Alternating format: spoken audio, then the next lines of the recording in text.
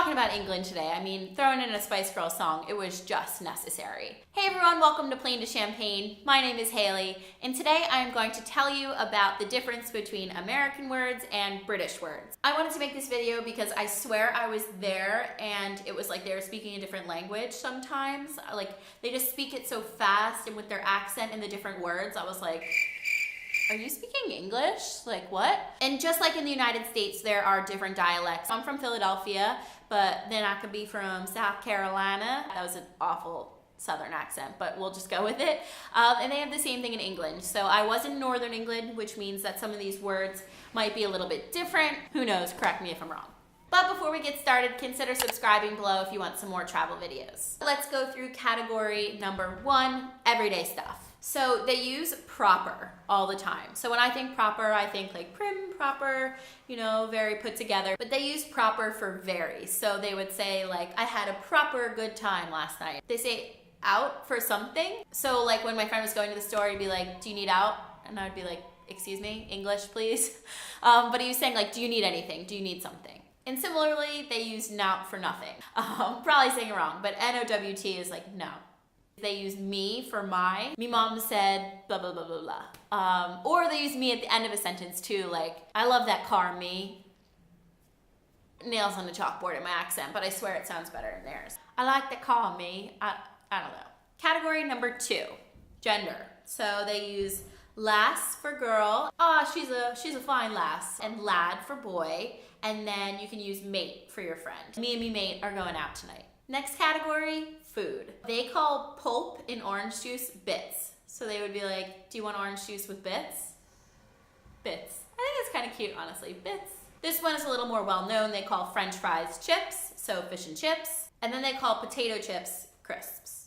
Another one I got a little laugh at, I said mashed potatoes. No, they just call it mash.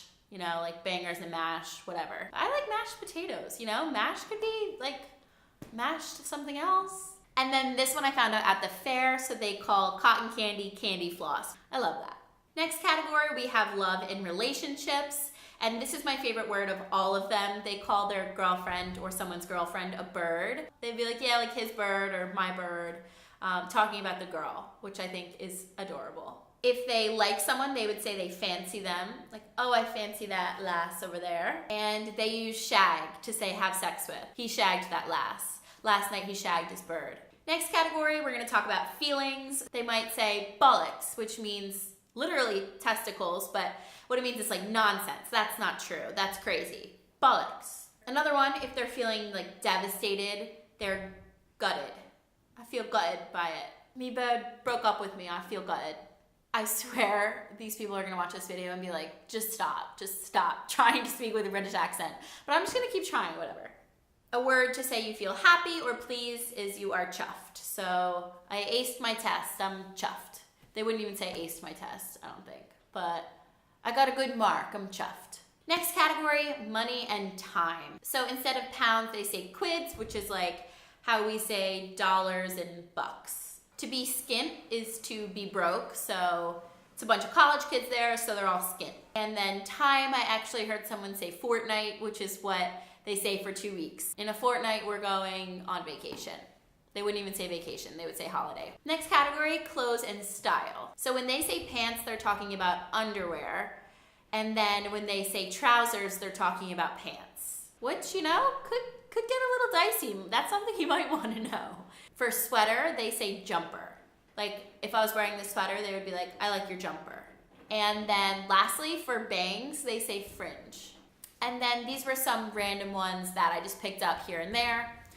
To say something's elegant or expensive of some sort, they would say, oh, that's posh. You know, like Posh Spice, which is amazing. It can be used in kind of like a negative way too, like, oh, you think you're so posh. For college, they don't say college. The way their school system works is that they go to high school and then they go to college for like a year or two and then they go to university. So they will just say uni. So I would say like, yeah, I went to uni in South Carolina. Even though like in the States, we'd be like, yeah, I went to college at the University of South Carolina, but they wouldn't say that.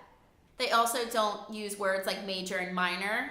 Their degrees are just different completely. Instead of parking lot or parking garage, they say car park. This one's very well known, but instead of soccer, they say football. Instead of bathroom, they say loo, and instead of elevator, they say lift. And then they also use different grammar as well. They'll say, I have got a test at 2 p.m., whereas we would say, I have a test at 2 p.m. And then they also spell things differently, like color has the U, and tire was with a Y.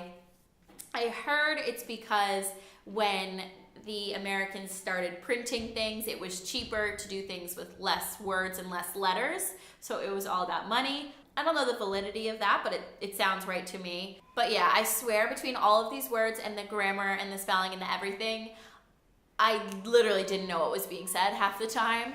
But what I found even more interesting was that they had no problem understanding me and my slang, like at all. And it's because they watch a lot more American TV and films than we do watching British TV and films. So I hope you learned a little bit today. And if you go to England, you can throw some of these into your vocabulary and seem all British and stuff. If you like this video, make sure you subscribe below. And as always, you can find more information as well as a complete list of these words on my website at plaintochampagne.com. Thank you so much for watching.